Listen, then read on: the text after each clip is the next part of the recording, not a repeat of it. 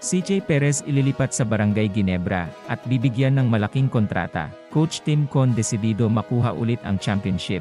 Gagawing all-star ang Ginebra, pero bago natin umpisahan, ay suportahan mo naman ang aking channel.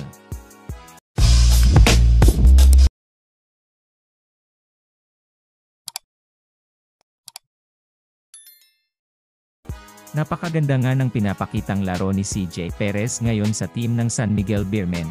Kung kaya't ngayon, ay balak itong kunin ng Barangay Ginebra at bigyan ito ng napakalaking kontrata upang mapasama sa lineup ng Ginebra. Maganda nga ang mga stats nitong si CJ Perez sa San Miguel Beermen ngayong season. Pero ngayon nga ay binabalak na ilipat itong si CJ Perez ngayon sa team ng Barangay Ginebra dahil kailangan nga ng Ginebra ng malalakas na player dahil ito nga ang title defense nila. Ayon naman dito kay Coach Leo Ostia ay malaking kawalan nga kung mawawala itong si CJ Perez sa San Miguel Beermen dahil isa nga ito sa magaling nilang player at maasahan nga ito sa game at mapapagkatiwalaan.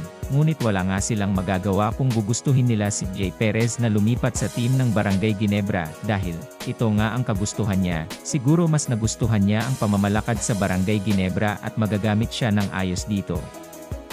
Ngunit ayon naman dito kay Coach Tim Con ay ito ngang si CJ Perez, ay isang magaling na player, dahil ilang beses na nga niya itong nakasama sa ating national team, na Gilas Pilipinas, at napakaganda nga ng pinakita niyang paglalaro dito, at napakasipag din na player. Ayon naman dito kay CJ Perez, ay malaki nga ang pasasalamat niya sa team ng San Miguel Beermen, dahil napakaganda nga ng pakikisama nila sa kanya, at napakababait nga daw ng mga teammates niya.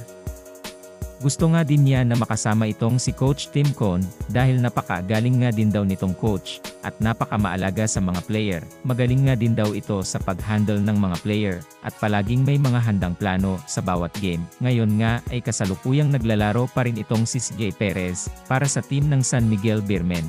Sana nga din ay magtagumpay ang mga Pinoy sa kanilang mga larangan, at maiwas sa mga injury, at makamit din sana nila ang gintong medalya. Proud na proud kami sa inyo. Patuloy nga nating suportahan ang mga kababayan nating naglalaro ngayon sa iba't ibang dako ng bansa, at patuloy nga nating subaybayan ang kanilang mga laro. Maraming salamat sa panonood ng aking video. Kung nagustuhan mo ang aking video, ay huwag kakalimutang like and subscribe. At huwag mo na din kakalimutang pindutin ang notification button upang updated ka sa aking mga video.